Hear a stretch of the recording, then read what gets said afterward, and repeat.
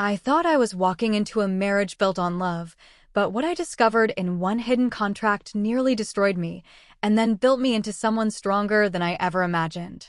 Y'all, I need to tell you something that's been eating at me for months. Something that changed everything I thought I knew about love, trust, and what it means to fight for yourself. This story ain't easy to tell, but maybe it'll save somebody else from going through what I went through. His name was Deveris. And for 2 years, I believed every word that came out of his mouth. When I first met Deveris, he was everything I thought I wanted in a man. Tall, well-dressed, drove a nice car, and had this way of making me feel like I was the only woman in the room. He'd send flowers to my job, take me to fancy restaurants, and tell me I was beautiful every single day. "Baby, you're different," he used to say. "You're not like these other women out here. You got class. You got substance." I ate it up. After years of dating men who couldn't even text me back, here was someone who seemed to worship the ground I walked on. He talked about our future together, about the house we'd buy, the kids we'd have. He made me feel chosen. 3 months in, he proposed. Right there at my favorite restaurant, I got down on one knee and everything. The ring was beautiful, not huge, but elegant. Real. Just like I thought his love was. During our engagement, Deveris was the perfect man. He helped me plan our wedding, never complained about the cost, and seemed excited about everything. He'd hold my hand and talk about how blessed he felt to have found me. "I can't wait to make you my wife," he'd whisper. "You're going to make me the happiest man alive." My friends loved him. My mama loved him. Even my daddy, who didn't trust anybody with his daughter, gave Deveris his blessing. "That's a good man you got there," Daddy told me. "He knows your worth." But there were little things. Things I should have paid attention to. Like how he always wanted to know about my job, my savings, my family's property. He'd ask questions that seemed innocent at the time. "Your grandmama left you that house, right? That's prime real estate. Or you make good money at that accounting firm. We're going to be set." I thought he was just being practical. Planning for our future together. Our wedding day was perfect. At least, it looked perfect. I wore my dream dress, he looked handsome in his tux, and we said vows that made everyone cry. When he looked into my eyes and said, "I promise to love and protect you for the rest of my life," I believed every word. The reception was beautiful. We danced, we laughed, and when it came time to cut the cake, he fed me that first bite so gently. "My beautiful wife," he whispered. "I love you so much." That night, as we lay in our hotel room, he held me close and talked about our future. "We're going to build something amazing together, baby. You and me against the world." I felt so safe in his arms. So loved. So protected. If only I had known what was waiting for me. The first few months of marriage were everything I dreamed they would be.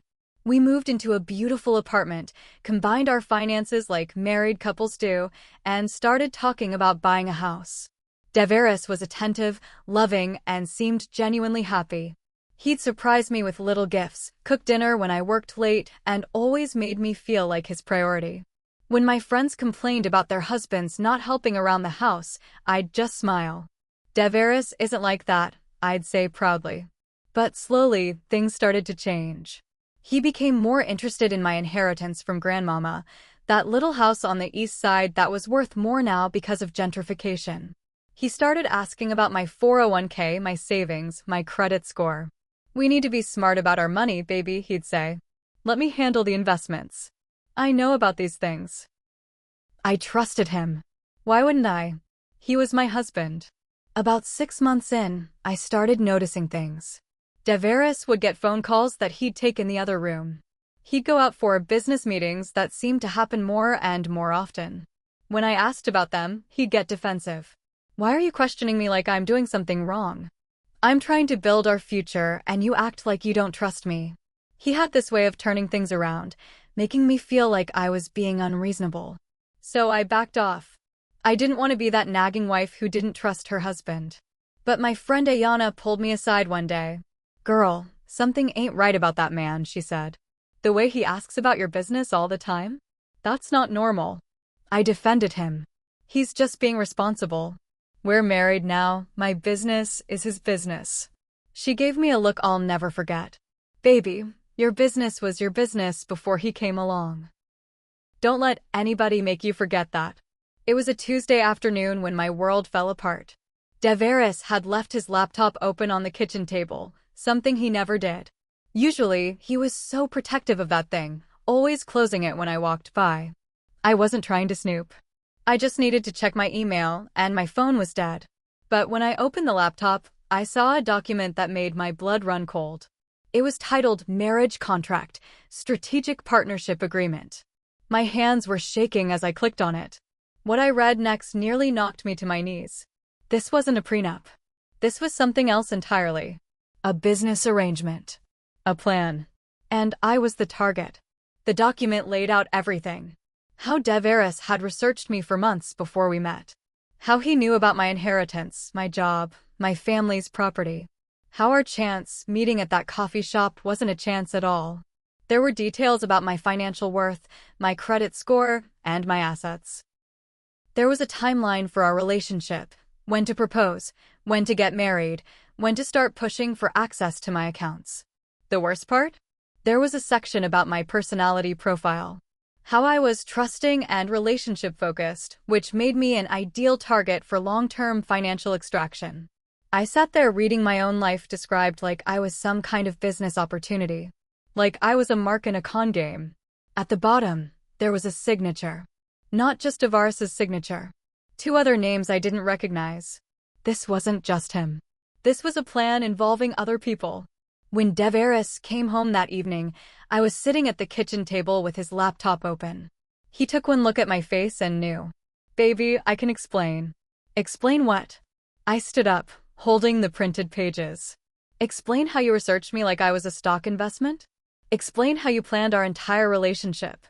He tried to touch me, but I stepped back. Don't you dare touch me. It's not what it looks like, he said, but his voice had changed. That sweet, loving tone was gone. Now he sounded calculating. Cold. Strategic Partnership Agreement, I read from the paper. Financial extraction timeline. Target personality profile. What part of this is not what it looks like? That's when he stopped pretending. You think I married you for love? Deveris laughed, but it wasn't the warm laugh I'd fallen for. This laugh was cruel. Baby, love doesn't pay bills. Love doesn't buy houses in nice neighborhoods. The man I thought I knew is gone. In his place was someone I'd never seen before. You were perfect, he continued. Good job, no debt, inheritance, family money, and naive enough to trust whatever I told you. You made this easy. I felt like I was going to be sick. You said it was love, Deveris. But this contract? This ain't love, it's business. He shrugged. Business is business. And you were good business. At least, you were supposed to be. That's when I realized something that chilled me to the bone. What do you mean, we're supposed to be? He smiled that cold smile again. You really think you're the first woman I've done this to? That night, I locked myself in the bathroom and cried until I had no tears left. I felt so stupid. So used. How could I have been so blind? How could I have missed all the signs? I called Ayana, sobbing so hard she could barely understand me. He played me, I managed to get out. The whole thing was fake. Everything was fake. I'm coming over, she said immediately. No, don't. He's here. I can't let him know I told anyone. I was scared. Not just heartbroken, scared. Because if Deveris could lie about loving me for 2 years, if he could fake our entire relationship, what else was he capable of? I spent that night in the guest room, planning. I wasn't going to scream or beg or fall apart. I was going to think. And I was going to fight back. The next morning, Deveris acted like nothing had happened. He made breakfast, kissed my cheek, and told me he loved me. Like I hadn't just discovered the truth about our entire marriage. But I played along. I smiled and said I loved him too. I ate the breakfast he made and kissed him goodbye when he left for work. Then I got to work. First, I called my friend Kalia, who worked at a law firm. I need to know my rights, I told her. And I need to know them today. Next, I called my bank. I want to move my money to a new account, I said. One that only has my name on it. Then I called a private investigator my cousin Omari had used during his divorce. I need to know everything about my husband, I told him. Everything. If Deveris thought I was just some naive woman he could play, he was about to learn differently. Over the next 2 weeks, I lived a double life. During the day, I was the loving wife. I cooked dinner, asked about his day, and pretended everything was normal. But while he was at work, I was building my case. The private investigator found everything. Deveris had done this before, twice. 2 other women who'd married him and lost money. One had lost her house. The other had lost her business. But here's what he didn't expect. I was smarter than his previous victims. I had copied everything from his laptop. I had recorded our conversation that night.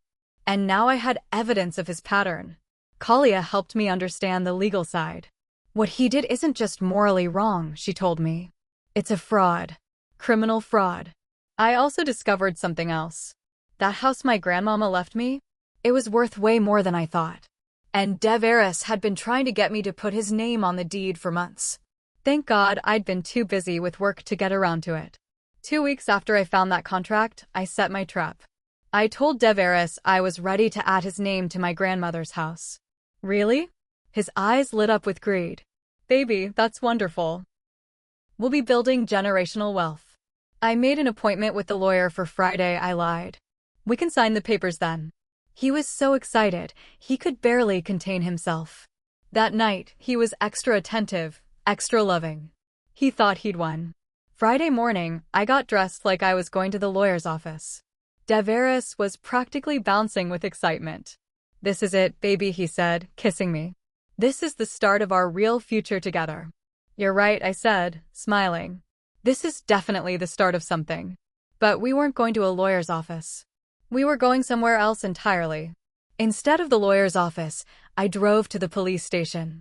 Deveris didn't realize where we were until I parked. Baby, what are we doing here? He asked, confused. Getting justice, I said. That's when the officers came out. My friend from the private investigator's office, the detective who specialized in fraud cases, and 2 uniformed officers.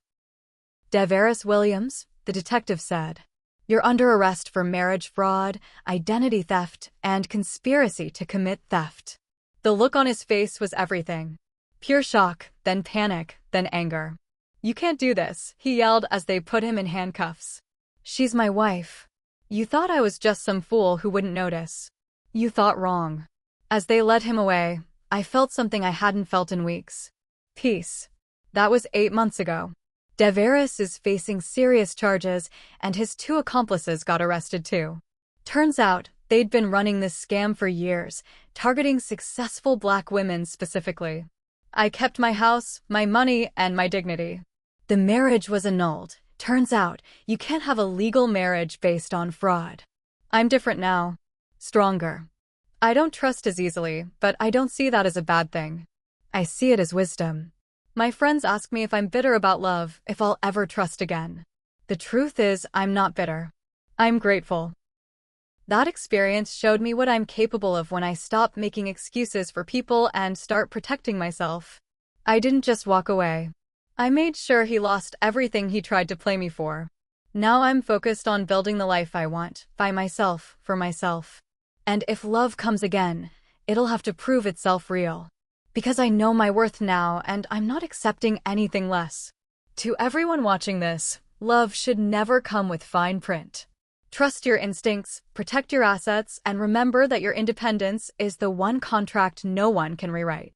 If this story moved you, remember to protect yourself, trust wisely, and know that you're stronger than you think. And if you want to hear more stories about rising above betrayal and finding your power, make sure to subscribe. Because we're not just surviving out here, we're thriving. Don't let nobody play you for a fool. You're worth more than that. You've always been worth more than that.